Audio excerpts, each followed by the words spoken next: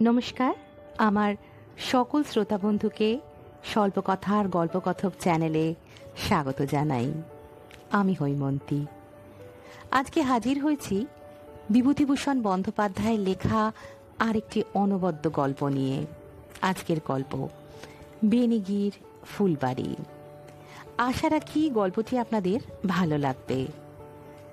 আর একটি বিশেষ অনুরোধ, যদি গল্প পাঠ আপনাদের ভালো লেগে থাকে তাহলে আমার এই চ্যানেলটিকে সাবস্ক্রাইব করে আমার চলার পথের সাথী হবেন। তাহলে শুনতে থাকুন আজকের গল্প বেনিগির ফুলবাড়ি।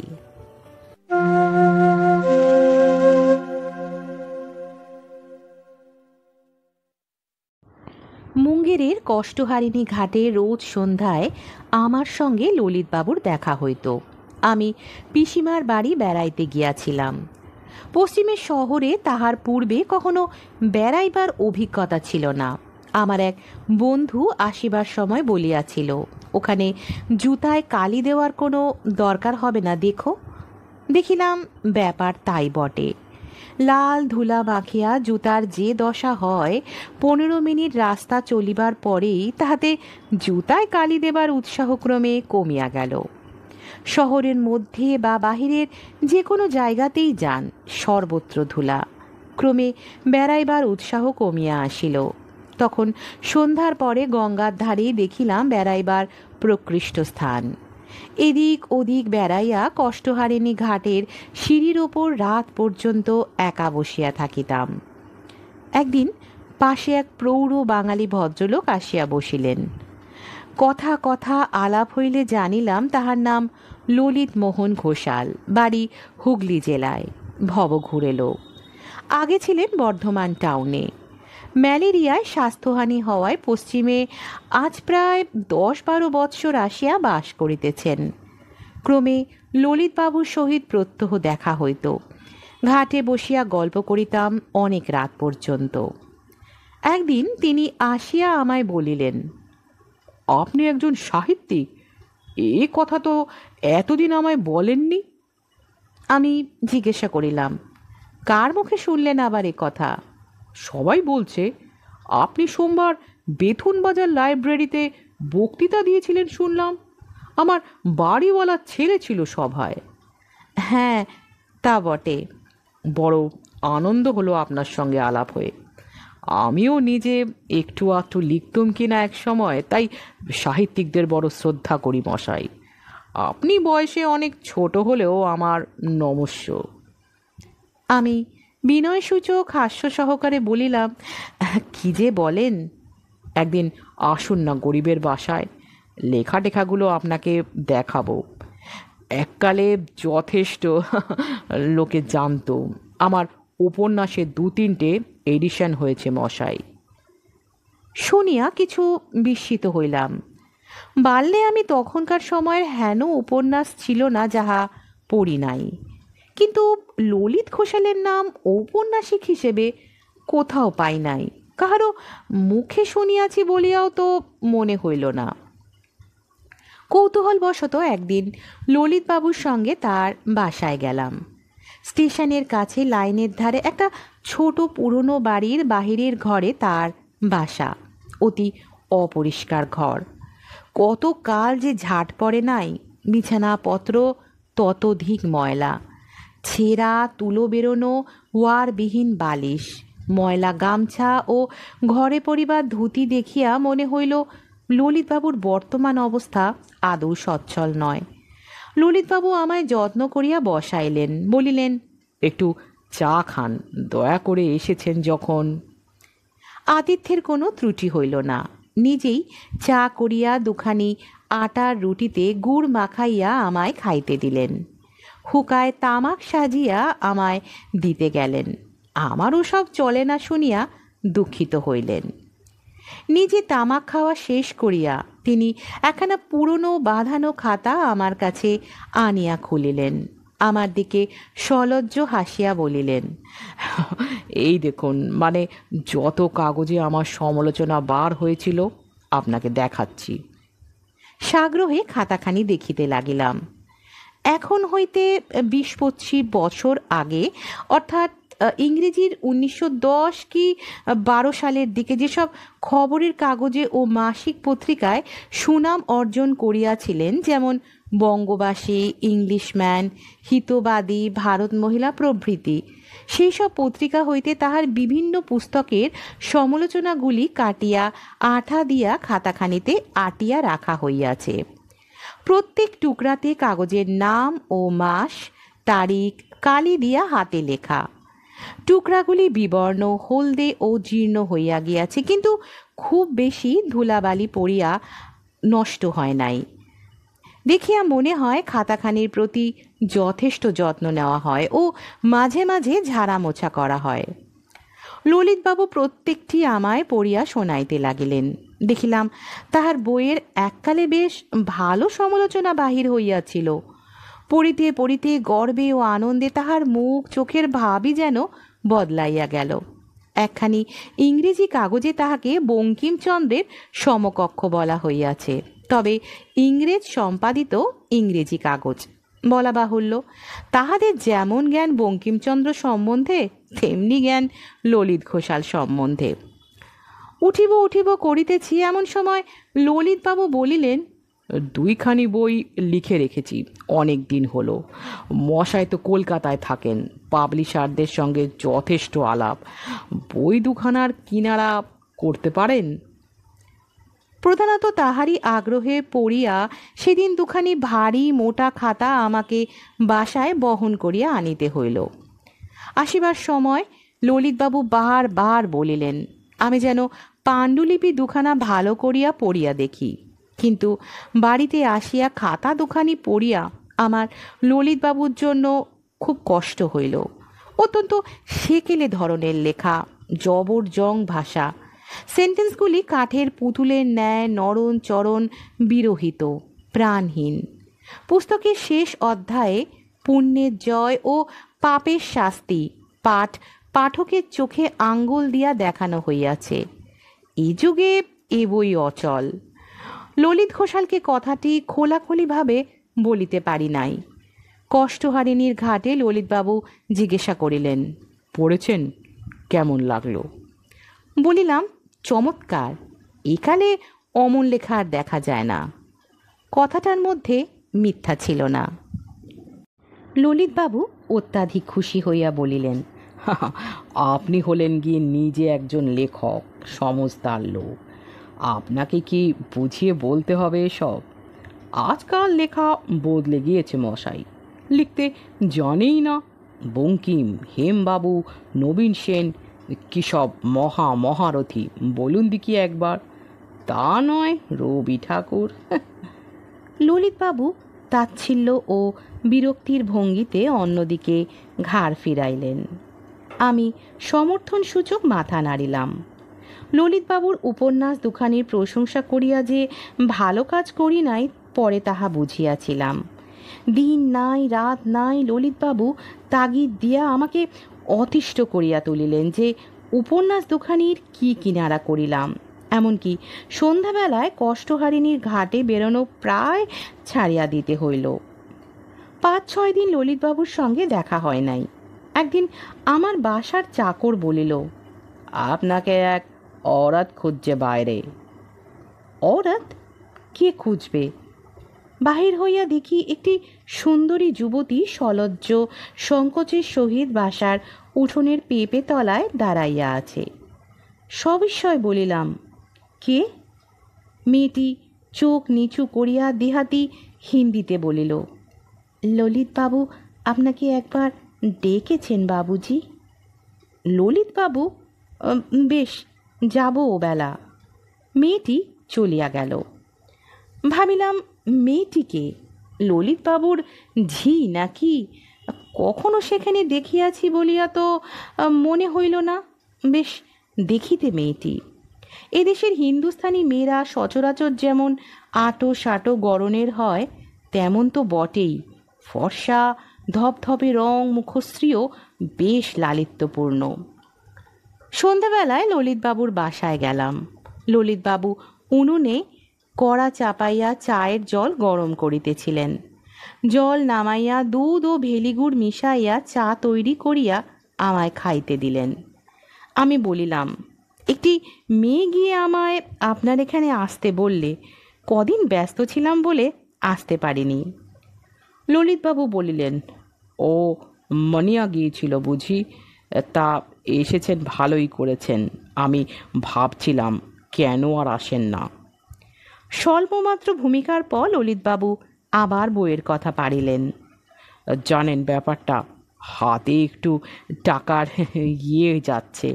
ভাবলাম বই দুখানার একখানাও যদি লাগিয়ে দিতে পারেন তবে এ সময় কিছু পেলে বড় উপকার হতো।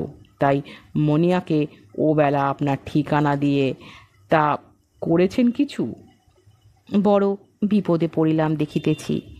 ও বইয়ের আমি কি করিয়া কি করিব বুঝিলাম না।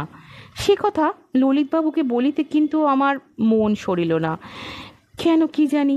বলিলাম, আগে হ্যাঁ, 2-3 জন পাবলিশারকে লিখেছি, এখনও উত্তর পাইনি, পেলেই জানাবো আপনাকে।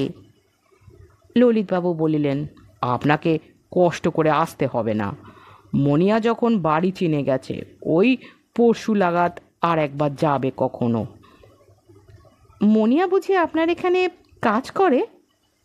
ললিতবাবু যেন ঢোক গিলিয়া বলিলেন, হ্যাঁ, মনিয়া। আমি সেদিন বিদায় লইয়া আসিলাম। 3য় দিন মনিয়া আমার বাসায় আবার গিয়া হাজির। এদিন আমার কৌতূহল হওয়াতে মনিয়াকে বলিলাম, ললিতবাবুর ওখানে কতদিন আছিস?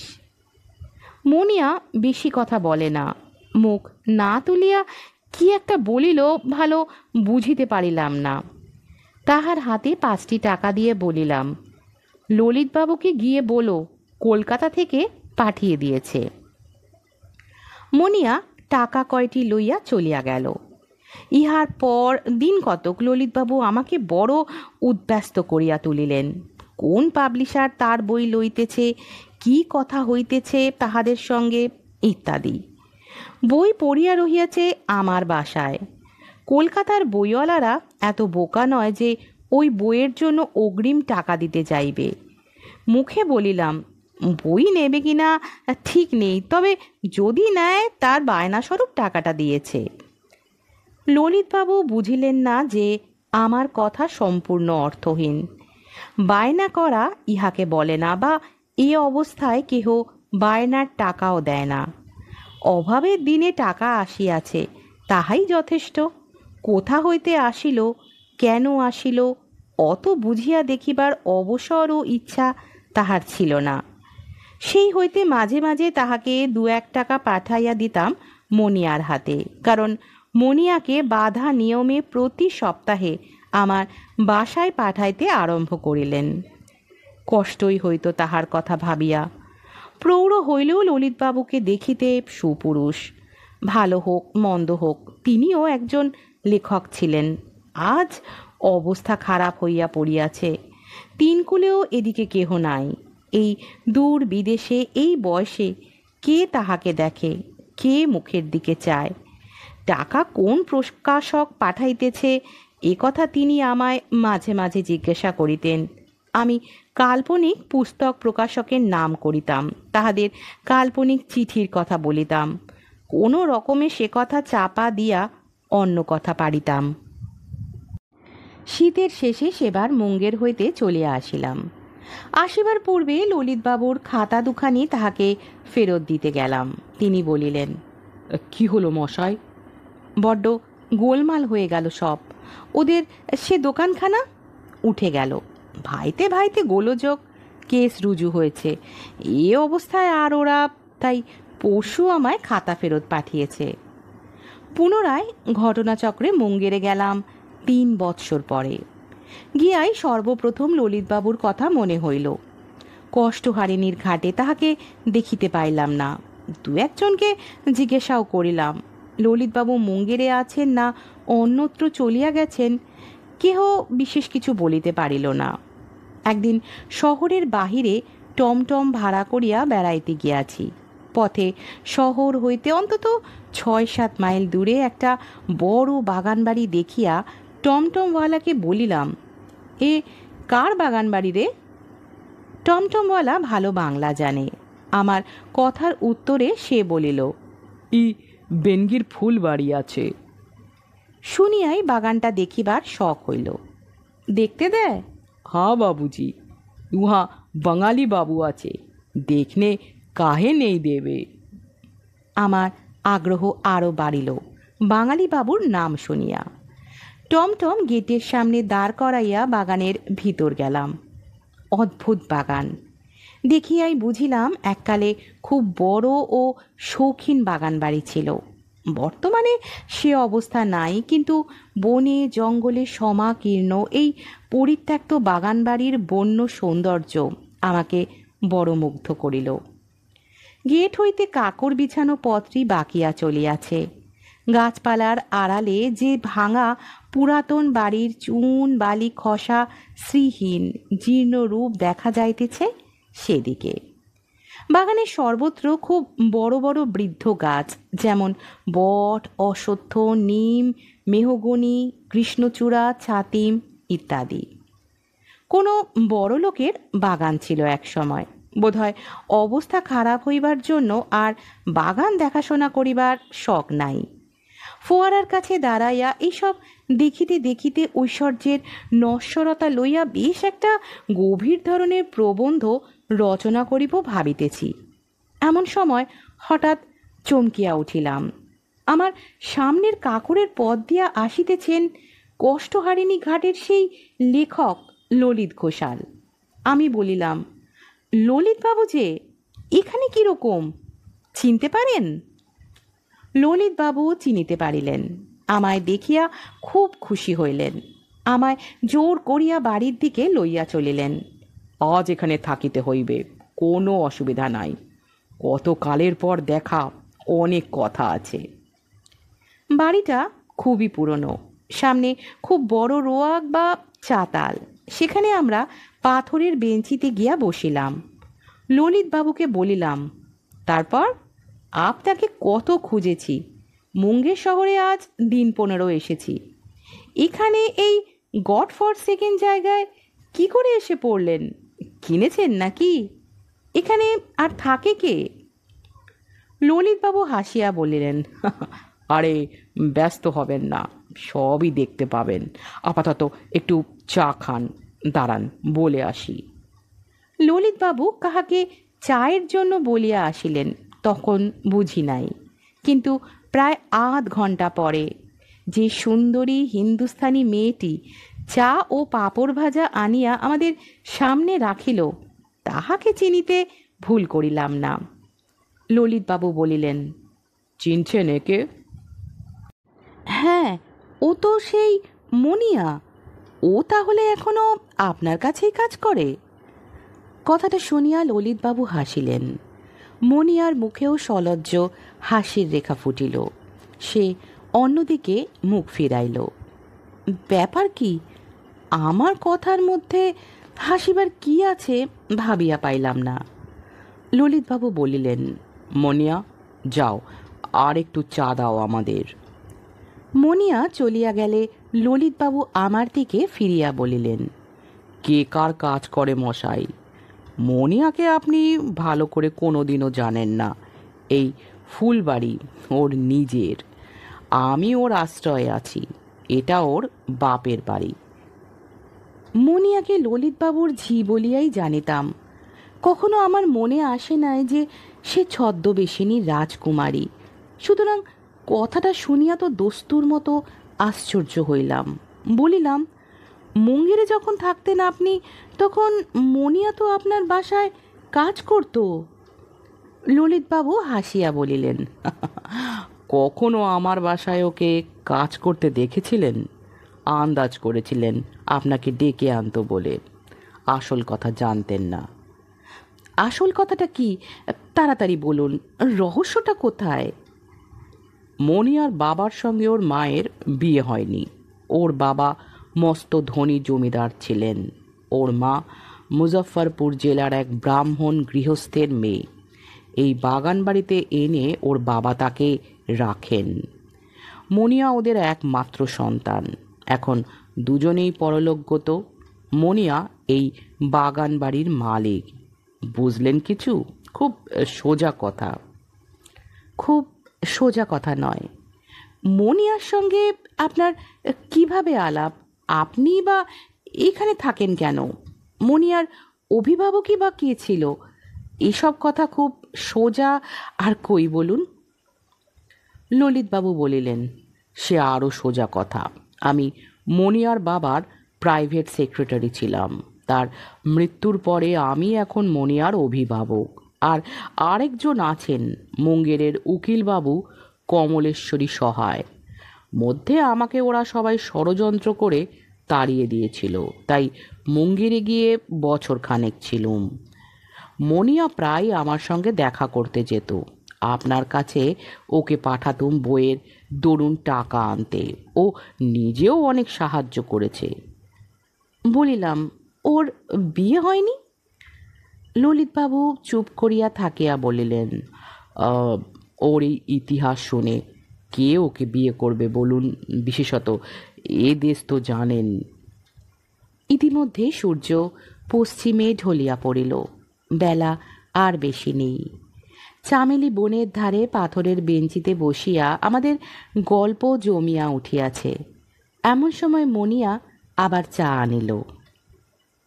ললিতবাবু বলিলেন, মনিয়া, এ বাবুকে চিনতে পেরেছ? মনিয়া হাসিয়া ঘাড় নাড়িল।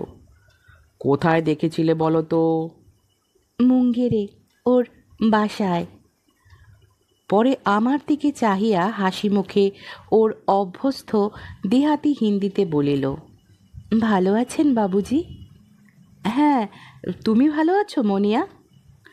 এই সময় ললিতবাবু বলিলেন, রাত্রে কিন্তু থাকতে হবে আপনাকে। আমি দুটো কথা বলবার লোক পাইনি। এসেছেন, থাকতে আপনাকে হবেই।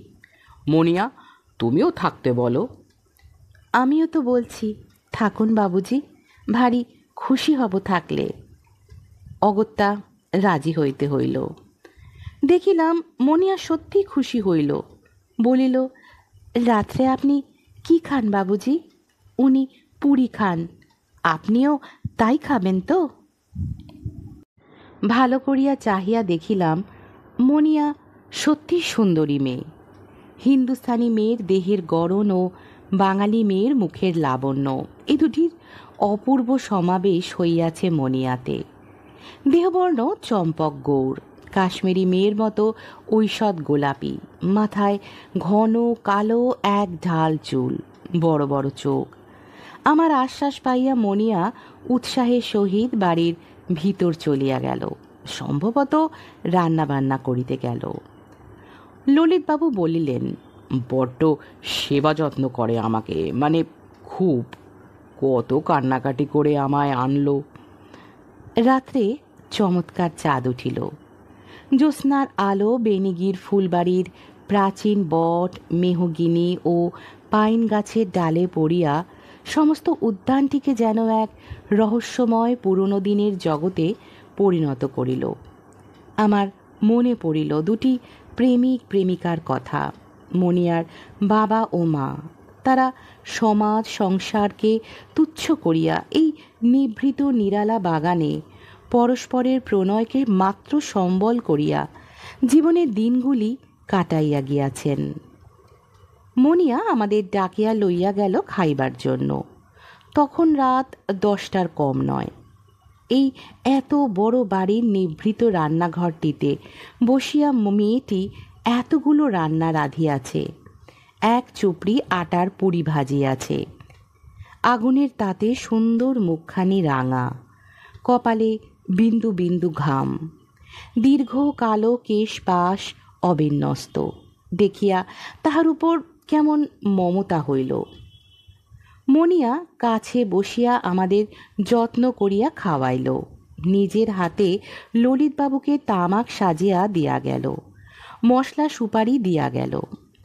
হিন্দুস্থানির দেশে পান খাওয়ার তেমন রেওয়াজ নাই। ললিতবাবুর ওপর হিংসা হইল। লোকটা তোফা আছে। মনিয়ার মতো মেয়ের সেবা যে দিন রাত পায়, তার ওপর হিংসা হয় বই কি। লোকটার বরাত ভালো। এইভাবে ললিতবাবুর সঙ্গে যে আলাপ পরিচয় সূত্র পুনরায় স্থাপিত হইল, আমার 1 বৎসর ব্যাপী মুঙ্গেরে প্রবাসের মধ্যে সেই সূত্র ধরিয়া অনেকবার বেনিগির ফুলবাড়িতে গিয়াছি।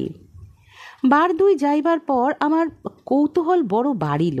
হয়তো আমার সে কৌতূহল অযথা ধরনের, তবুও সম্পূর্ণ স্বাভাবিক।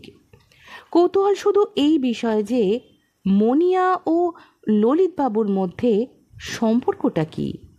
ললিতবাবুর বয়স 52 হইতে পারে, 57 হইতে পারে, 60 বলিলেও দোষ ধরিতে পারা যায় না। মনিয়ার বয়স খুব বেশি হইলেও 24-এর বেশি কখনো নয়। পিতা পুত্রীর সম্পর্ক, ছাত্র শিক্ষকের সম্পর্ক, অভাব পক্ষে ভাই বোনের সম্পর্ক। বয়স হিসেবে তাই হওয়া উচিত, এবং হইলে দেখাই তো খুব ভালো, মানিয়া লইতাম। কিন্তু জগতে যাহা ভালো দেখায়, যাহা হওয়া উচিত, তাহা সবসময় ঘটে না, ইহাই দুঃখের। একদিনের কথা বলি, কি করিয়া আমার প্রথম সন্দেহ হইল। সেদিন ভয়ানক গরম, দারুণ রোদের তাত। বেলা 3টার সময় আমি গিয়াছি ওখানে। গিয়া দেখি মনিয়া ছাড়া আর কেহ নাই বাড়িতে। সে আমায় দেখিয়া প্রায় কাঁদো কাঁদো হইয়া বলিল, বাবুজি, উনি কোথায় বেরিয়ে গিয়েছেন দুপুরের পরে? 1 ঘন্টার মধ্যে ফিরবার কথা, এখনো ফিরলেন না, কি হবে? জিজ্ঞাসা করিয়া শুনিলাম ললিতবাবু বালিশের জন্য শিমুল তুলা কিনিতে গিয়েছেন নিকটবর্তী কি একটা বস্তিতে। আমি যত মনিয়াকে বোঝাই, তাহার সে কি ব্যাকুলতা, কি উদ্বেগ, বারবার ঘর বাহির করার সে কি চঞ্চল ভঙ্গি। আমি সেদিন মনিয়াকে নতুন দৃষ্টি দিয়া দেখিলাম যেন। সেই একদিন দেখিয়াই আমি স্পষ্ট বুঝিয়াছিলাম মনিয়া ললিতবাবুকে ভালোবাসে। পিতা পুত্রী নয়, ভাই বোন নয়। নায়িকার মতো ভালো না বাসিলে ঠিক সে জিনিসটা হয় না। চোখে না দেখিলে কি করিয়া তাহা বুঝাইব? তাহার পর ললিতবাবু একদিন আমাকে সামান্য একটু বলিলেন। কথায় কথায় মনিয়ার কথা উঠিলে আমায় বলিলেন, ও আমার মুখের দিকে চেয়ে ওর যৌবনের দিনগুলো কাটালো। কতবার ভাবি আমার অবর্তমানে ওর কি যে হবে। সমাজে ওর স্থান কোনো দিনই নেই। আমায় ছাড়া ও কাউকে জানেও না। ভেবে কষ্ট হয় এক এক সময়।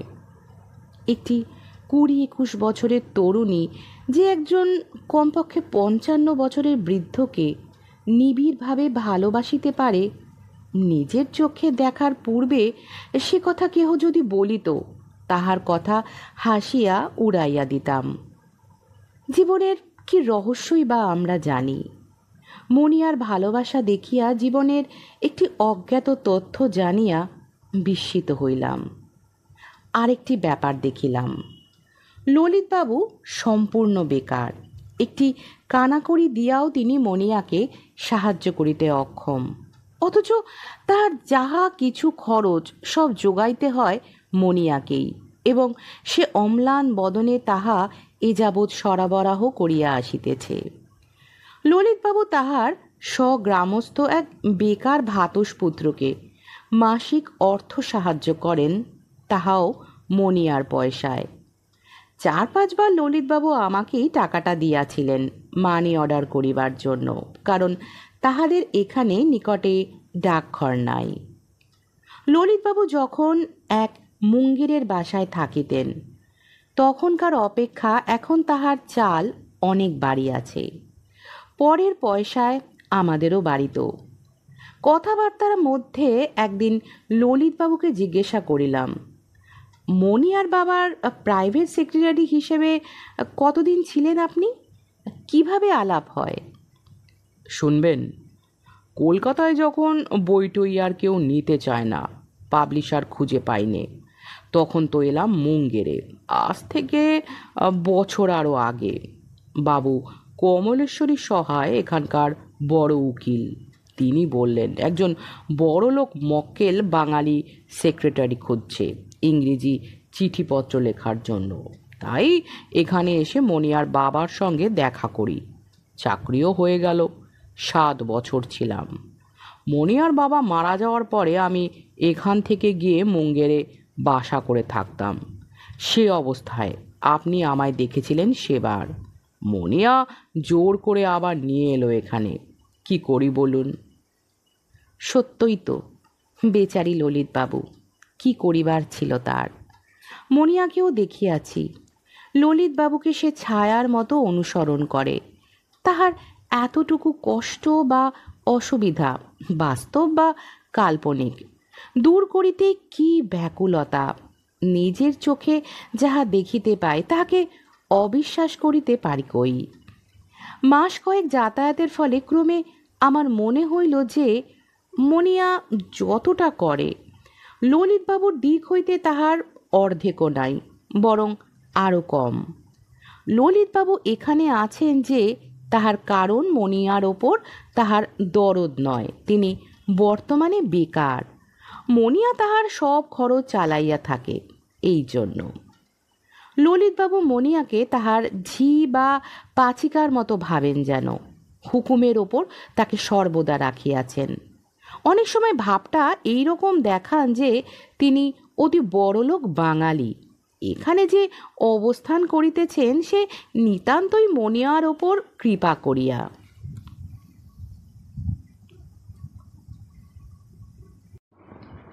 বেনিগির ফুলবাড়ির প্রাচীন বনস্পতিদের ছায়ায় চামেলি ঝোপের ধারের হাতল ভাঙা লোহার বেঞ্চিতে বা পুকুরের ভাঙা ঘাটে বসিয়া কতদিন তরুণী মনিয়ার জীবনের এ অদ্ভুত ট্র্যাজেডির কথা চিন্তা করিয়াছি। জগতে কেন এমন ঘটে? অমন সুন্দরী মেয়ে, কত তরুণ প্রেমিক যাহার এক কণা অনুগ্রহ পাইবার জন্য অসাধ্য সাধন করিতে রাজি হইতে পারিত, তাহার অদৃষ্টে এ কি দুর্ভোগ! একদিন এই অবস্থায় একা বসিয়া আছি, মনিয়াকে দূরে দেখিতে পাইয়া ডাকিলাম। এই সময়টা সে খানিকক্ষণ আপন মনে বাগানে বেড়ায় জানি। মনিয়া কাছে আসিয়া বলিল, এখানে বসে কেন বাবুজি? বেশ বসে আছি। ললিতবাবু উঠেছেন? এখনও ওঠেননি, উনি ঠিক 4 বাজলে ওঠেন, তারপর চা করব। ললিতবাবুর বৈকালিক নিদ্রা ঘড়ির কাঁটার মতো বাঁধা পথ ধরিয়া চলে। নিয়মের এতটুকু ব্যতিক্রম বড় একটা ঘটিতে দেখিলাম না। বেলা পড়িয়া আসিতেছে। মনিয়ার পরনে একখানা হালকা চাপা রঙের শাড়ি, গায়ে হিন্দুস্থানি মেয়েদের মতো কুর্তা, সুগঠিত গৌরবর্ণ বাহু দুটিতে বাজু, কানে বড় বড় কানবালা, কপালে কালো টিপ। রূপকথার রাজকুমারীর মতো সম্পূর্ণ সেকেলে ধরনের বেশভূষা ওর। হাল ফ্যাশনের বড় একটা ধার ধারেন না, দেহাতি মেয়ে, সম্ভবত জানেও না। বলিলাম, বসো মনিয়া। না বাবুজি, দাঁড়িয়ে আছি বেশ, সারাদিন তো বসে থাকি। তুমি আপন মনে বেড়াও এই সময়টা, না? হ্যাঁ বাবুজি, উনি ঘুমোন, আমার কাজকর্ম থাকে না, একটু বেড়াই। ঘুমো না বুঝি? না, দুপুরে আমার ঘুম ভালো লাগে না, অভ্যাস নেই বাবুজি। আচ্ছা, এই বাগানে কতদিন আছো? ছেলেবেলা থেকেই। এই তো আমাদের বাড়ি ঘর। বাবা মা ছিলেন যখন, তখন খুব ভালো ছিল। বাবার বাগানের শখ ছিল খুব। নিজের হাতে গাছ পুঁতেছিলেন কত। একটা বট গাছ আছে বাবার হাতে পোঁতা, তার পাতাগুলো জুড়ে ঠোঙার মতো হয়ে যায়। নাকি কৃষ্ণজি দুধ খেতেন বলে বৃন্দাবনে যমুনার ধারে অমনি হতো। বংশীবট বলে এদেশে। আসুন দেখবেন। আমাকে সে পুকুরের ওপারে বাগানের দক্ষিণ কোণে লইয়া গেল। বনের মধ্যে একটা ছোট বট গাছ, তাহার কচি পাতা পরস্পর জোড়া লাগিয়া ঠিক যেন ঠোঙার মতো। মনিয়া আঙ্গুল দিয়া দেখাইয়া বলিল, দেখলেন? কি তাজ্জব বাবুজি, তাই না? বিস্মিত হইবার মতো মুখ করিয়া বলিলাম, তাজ্জবই বটে, সত্যি।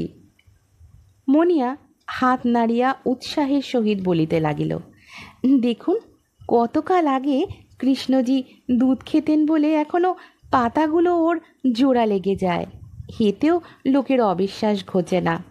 বলুন বাবুজি। বিজ্ঞের মতো ঘাড় নাড়িয়া বলিলাম, ঠিক বলেছ মনিয়া, খুব ঠিক। উহার সরল বিশ্বাসে হস্তক্ষেপ করিবার আমি কে? জিজ্ঞাসা করিলাম, তোমার বাবা কতদিন মারা গিয়েছেন? 6 বছর বাবুজি। উনি মারা যাওয়ার পর কোথায় ছিলে? কোথাও না বাবুজি, এখানেই। আমার দাইমা আর চাচেরা ভাই সঙ্গে থাকতো। তা ওরা এখন কোথায়? উনি আসাতে চলে গিয়েছে। কি করি বাবু, মুঙ্গেরে বড় কষ্ট পেতেন উনি। বাবা এমন কিছু রেখে যাননি যে সেখানকার সব খরচ দিই, তবে এখানে থাকলে চলে যায় এক রকমে। ওর কষ্ট চোখে দেখতে পারি না, তাই নিয়ে এলাম। তোমার ভাই তাতে চটল বুঝি? ভারী রাগ তাতে, বলে, বাঙালি বাবুকে কেন নিয়ে এলি তুই?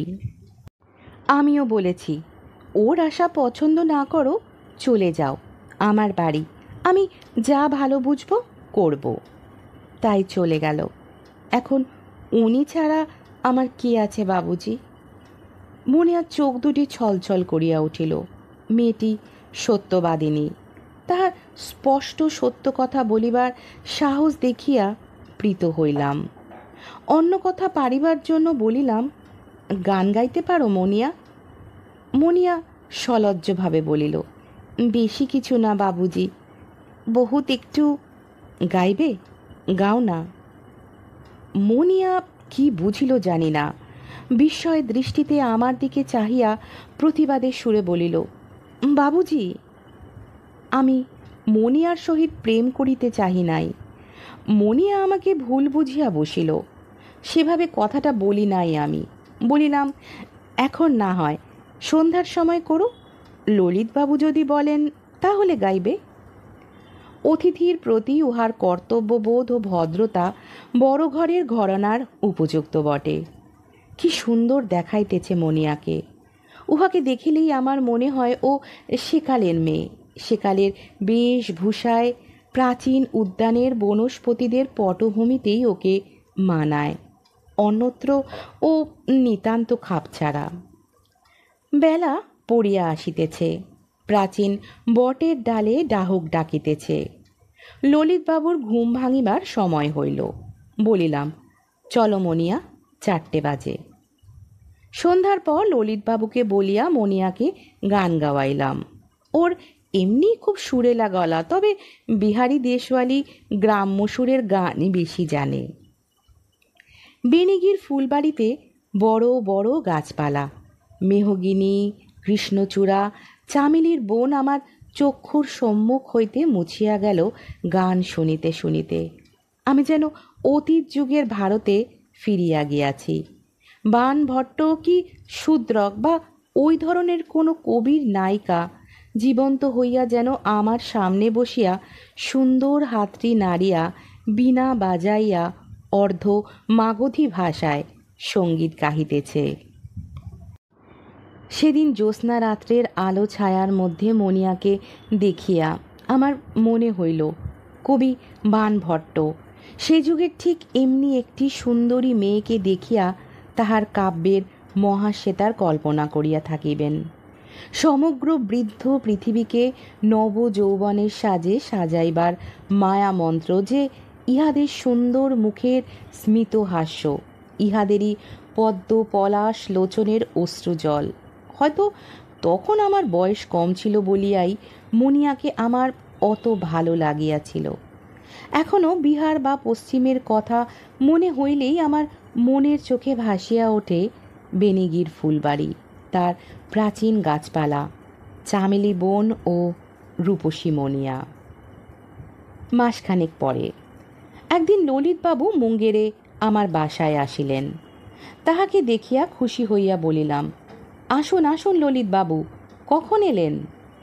ললিতবাবু কপালের ঘাম মুছিয়া বলিলেন, এই এলাম মশাই, দেশে যাচ্ছি।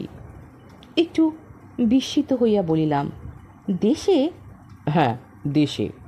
ওখান থেকে চলে এলাম। চলে এলেন তার মানে? মনিয়া কেমন আছে? ললিতবাবুর ঝাঁজের সহিত বলিলেন, ভালোই আছে, আমার পোষালো না, চলে যাচ্ছি। ব্যাপার কি? হলো কি? হবে আবার কি, আমি কারো হাতে তোলা খেয়ে থাকতে পারবো না। হয়েছে কি, আমার বাড়িতে একটা 11.5 টাকার রেভিনিউ মানি অর্ডার পাঠাতে হবে। আজ কদিন ধরে চাচ্ছি টাকাটা, কবার চাইব? আমার মান বলে একটা জিনিস আছে তো, আজ দেব কাল দেব। আজ ওবেলা নিয়ে এসেছে 5টি টাকা, ছুঁড়ে ফেলে দিলাম। আরে, আমার বইয়ের এককালে 3 এডিশন হয়েছে, আমায় টাকা চেনাতে হবে না। ও একটা ভ্রষ্ট নারী, ওদের কি ভদ্রতা আছে মশাই? ভদ্রলোকের খাতি কি বুঝবে ওই ছাতুখোর মেরুয়াবাদীর দল? ললিতবাবুর মুখের এ কথার কিছু দূর পর্যন্ত আমি প্রণয়ীর অভিমান বলিয়া ধরিয়া লইতে পারিতাম হয়তো, কিন্তু তাহার উক্তির সবটা এভাবে গ্রহণ করিতে পারিলাম না। তাহার চরিত্র ও মেজাজের ওপর আমার অশ্রদ্ধা হইয়া গেল। টাকার জন্য আমাকে পূর্বে তিনি কীরকম উদ্ব্যস্ত করিয়া তুলিয়াছিলেন, কারণ তাহার পুস্তক প্রকাশের আসল উদ্দেশ্য সাহিত্যপ্রীতি নয়, টাকা, তাহা অনেক দিন বুঝিয়াছি। সে কথা আবার মনে পড়িল। আমি বলিলাম, হয়তো মনিয়ার কাছে টাকা নেই, এও তো হতে পারে। নেই তো কি মশাই, 7 টাকা আর নেই? এর আগেও বাড়িতে টাকা পাঠাবার বেলা এরকম করেছে। তাছাড়া ঠিক সে কথাও নয়, আমার আর ভালো লাগছে না এ ছাতুখোরের দেশ। দেশে গিয়ে মানকচু আর নলেন গুড়ের পায়েস খেয়ে বাঁচি দিন কত।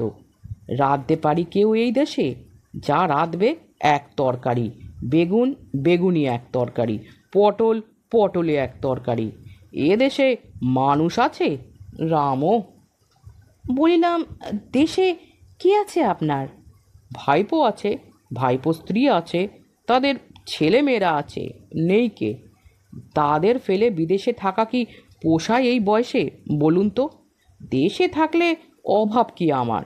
এ ছাতুর দেশে আর না, ঢের হয়েছে, হাঁপিয়ে উঠেছে প্রাণ। ঘরের ছেলে ঘরে ফিরে যাই।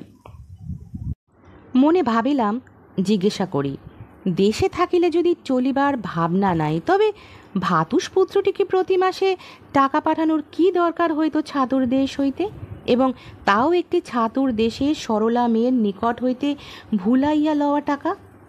না, লোকটা অকৃতজ্ঞের এক শেষ। চলিয়া গেল দুপুরের ট্রেনে। আমি তুলিয়া দিতে পর্যন্ত গেলাম না। ঘৃণা হইল লোকটার প্রতি। ললিতবাবু চলিয়া যাইবার 2 দিন পরে আমার বাসায় জানলার কাছে বসিয়া আছি। এমন সময় দেখি মনিয়া বাসার সামনে টমটম হইতে নামিতেছে। আমি গিয়া তাহাকে ঘরের মধ্যে আনিয়া বসাইলাম। মনিয়া উদ্বিগ্ন স্বরে বলিল, বাবুজি, উনি কোথায় জানেন? আপনার এখানে এসেছিলেন? ওখান থেকে বেরিয়েছেন আজ 2 দিন হলো, সঙ্গে টাকা কড়ি আছে। উনি তো আপন ভোলা মানুষ। আমার বড্ড ভয় হয়েছে। মুঙ্গের বড় খারাপ জায়গা বাবুজি। বিস্মিত হইয়া বলিলাম, টাকা কড়ি কিসের? আমার হাড় ছড়াটা ভেঙে গড়াতে দেবেন বলে সঙ্গে আনলেন, আর 50 টাকা ওর নিজের কি দরকার আছে বললেন। আর বাগানের বড় চাতালটা যেখানে বসে আপনারা চা খান, ওটা মেরামত করবার জন্য চুন আর সিমেন্ট কেনবার দরকার। তাই কালই ফিরবার কথা ছিল, কিন্তু আজ সকালেও যখন এলেন না, তখন আর স্থির থাকতে পারলাম না। আপনার এখানে আসেননি বাবুজি? ব্যাপার শুনিয়া স্তম্ভিত হইলাম। কেন জানি না, মনিয়াকে ব্যাপারটা খুলিয়া বলিতে পারি নাই। অর্থ নষ্টের দুঃখ হইতেও বড় দুঃখ আছে। এই সরলা দেহাতি তরুণীর মনে সে দুঃখ বড় বিষম বাজিত। হয়তো মনিয়ার প্রতি কোনো ধরনের দুর্বলতা ছিল আমার, তাই সে দুঃখের হাত হইতে তাহাকে বাঁচাইলাম।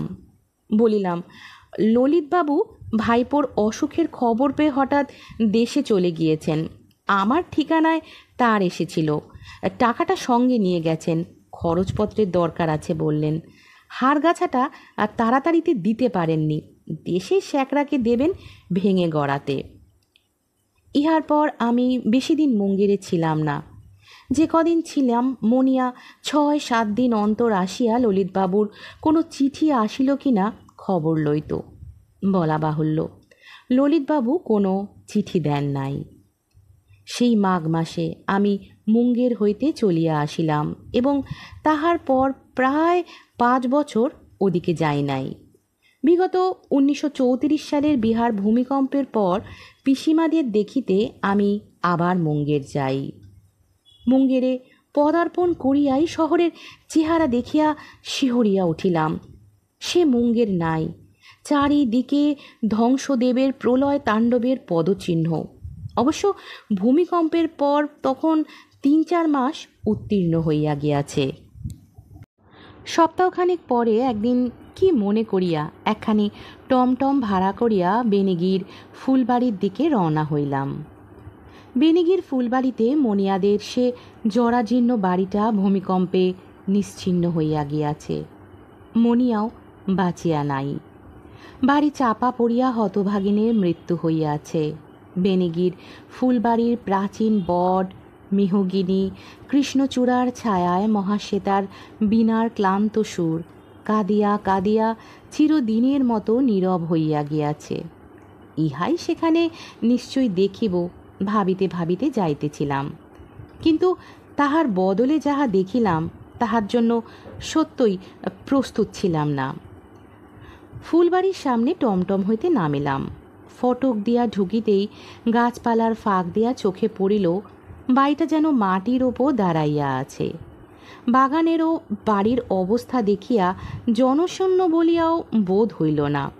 আরও কিছু অগ্রসর হইয়া শুকনো ফোয়ারাটার ধারে চামেলি বনের কাছে যাইতেই কাছে একটি মেয়েকে গাছের ডালে বাঁধা তারের আলনায় কাপড় মেলিয়া দিতে দেখিয়া দাঁড়াইলাম। সেই সময় পায়ের শব্দে মেয়েটিও চমকিয়া আমার দিকে পেছন ফিরিয়া চাহিল। দেখিলাম সে মনিয়া। মনিয়ার চেহারার কিছু পরিবর্তন হইয়াছে, একটু মোটা হইয়া গিয়াছে, মুখশ্রী বদলাইয়াছে, তবু সে এখনও সুন্দরী। মনিয়ার ডাগর চোখ দুটিতে বিস্ময়ের দৃষ্টি তখনও কাটে নাই। আমার দিকে অল্পক্ষণ চাহিয়া থাকিবার পর উজ্জ্বল মুখে বলিল, বাবুজি আসুন আসুন, এতদিন কোথায় ছিলেন? সেই চলে গেলেন, আর খোঁজ নেই। কত ভেবেছি আপনার জন্যে।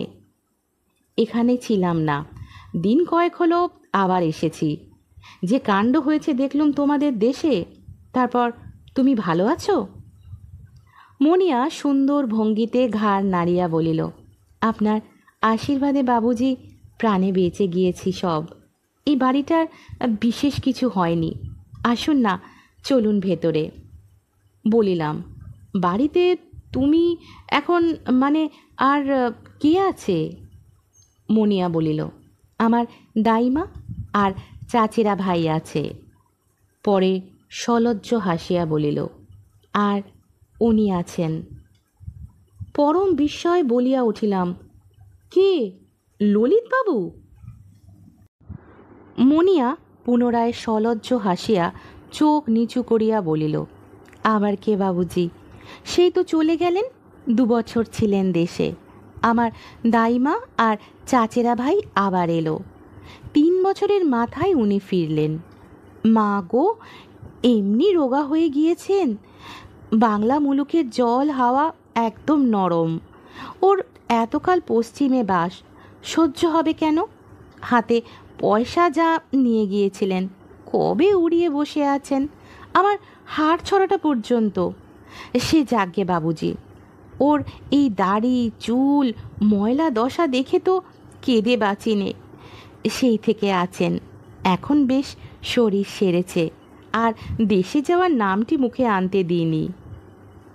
অবস্থা শুনিয়া মনে হইল ললিতবাবুও বর্তমানে সে কথা মুখে আনিবেন এমন কাঁচা লোক তিনি কখনোই নহেন। বলিলাম, কোথায় উনি? মনিয়া হাসি মুখে বলিল, চলুন, আসুন বাড়িতে বাবুজি। ভারী ভাগ্যি আপনি এলেন।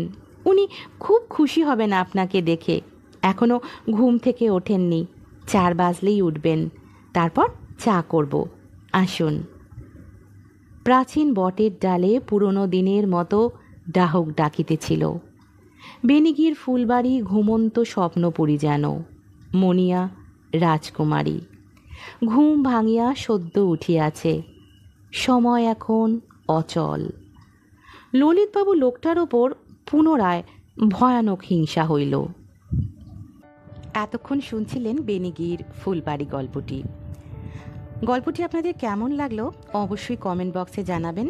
আপনাদের কমেন্ট আমাকে উৎসাহিত করে। আর গল্প পাঠ যদি আপনাদের ভালো লেগে থাকে তাহলে গল্পটিকে লাইক করবেন, আপনাদের আত্মীয় পরিজন বন্ধুবান্ধবের সাথে শেয়ার করবেন এবং আমার এই চ্যানেলটিকে সাবস্ক্রাইব করে পাশে থাকবেন। আজকের মতো এখানেই বিদায় নিচ্ছি। হাজির হব আবারও একটি নতুন গল্পের সাথে। ততক্ষণ সঙ্গে থাকুন এবং শুনতে থাকুন স্বল্পকথার গল্পকথক। ভালো থাকবেন।